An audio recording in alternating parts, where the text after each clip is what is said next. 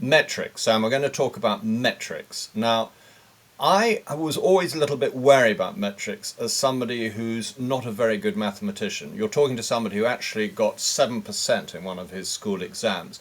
And I was delighted because I didn't come last. Neville Ayling, bless him, came last with 5%.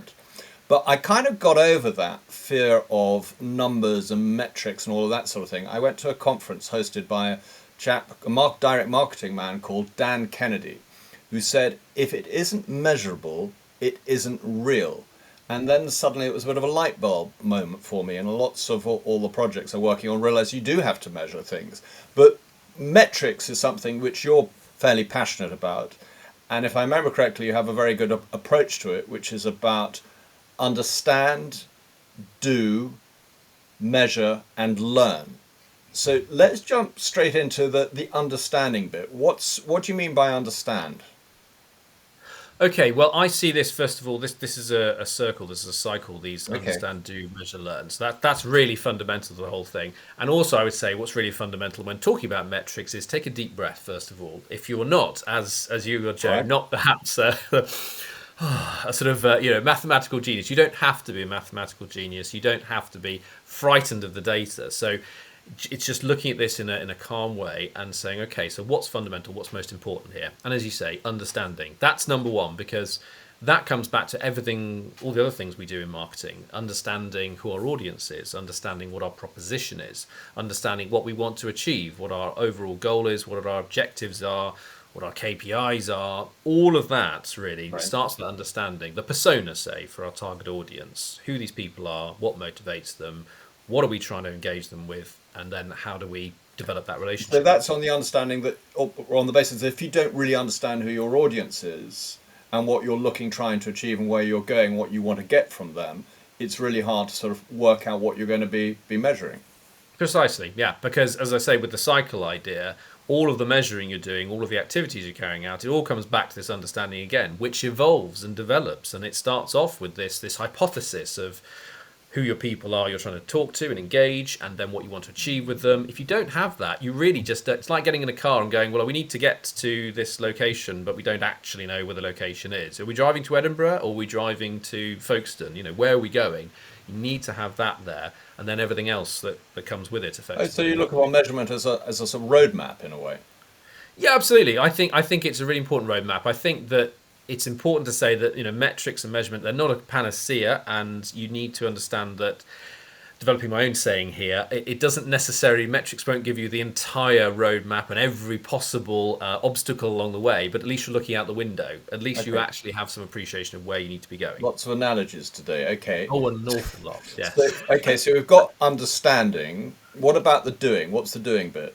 Yeah, so the doing is doing your marketing. I mean, that is really just once you've decided on who your audience are, how you want to engage them. It's the campaigns that you're employing. It's the assets that you're creating. It's the website. It's the email campaigns. Whatever you're doing, depending on your context, to reach your audience. And an important part with that, which slightly goes into the next part of measuring, is understanding, well, can I measure the activities that I'm carrying out? So, like I say, with email, every email platform these days will enable you to measure. And it's starting out with a principle of, right, so this is an activity I'm carrying out. Is there a potential to measure this?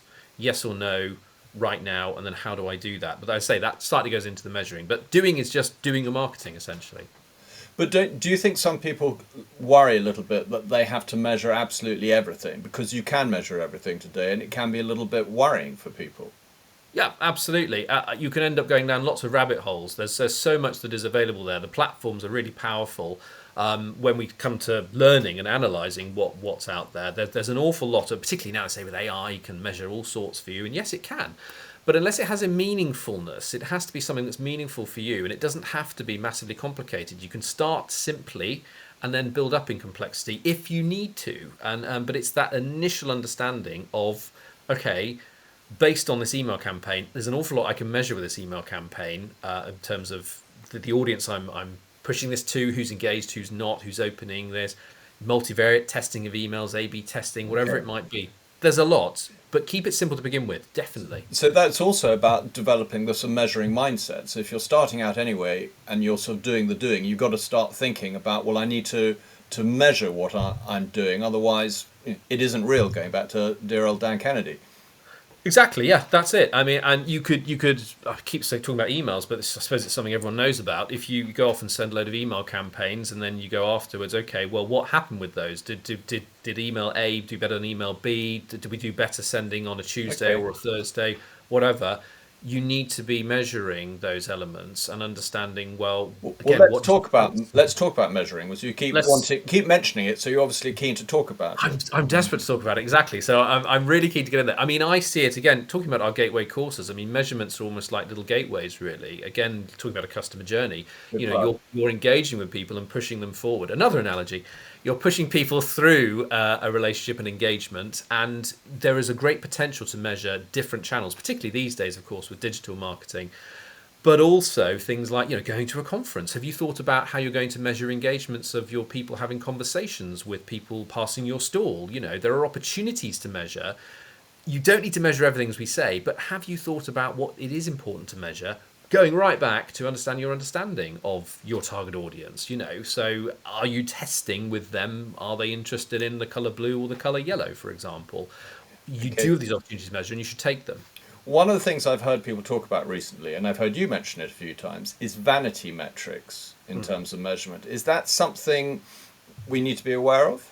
Definitely, because vanity metrics are very easy to access these days. The typical example is you might send out a social media post and you get 100 likes for it, and you think, wow, that's really exciting. That looks impressive to the boss. Great, tick in the box.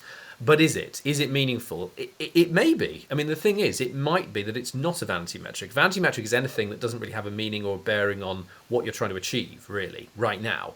But you need to apply, we could have a whole different conversation about this. You need to apply a timescale as well of understanding. So a So, like is important now, not important in the future, for example. okay, so sometimes what you're saying is we have to be a little bit circumspect about the measurements, particularly on social media, that Yeah. we get. Yeah, exactly. And I'd say this actually relates to the learn point as well here, really, because with the metrics you're capturing and with vanity metrics, say it out loud. That's my little test. Say it out loud and justify it. I'm measuring likes of this post because it's important X, because of what? Why is it important? What does that mean? Coming back to the meaningfulness, I keep saying meaningful metrics, but that's really what it is essentially. You need to say that out loud to yourself and someone else there listening to you. And if they go, yes, that has relevance, that's important that we know if they like blue or yellow, these customers, then great, that's meaningful, and you can learn from it. So I'm afraid I'm jumping into learning already here, Joe. Sorry, but the learning is the essential piece of everything you're measuring, interpreting that and analysing it, and saying, well, what does this tell us? What does this tell us about who our audience are, how they engage with us, what they like, what they don't like?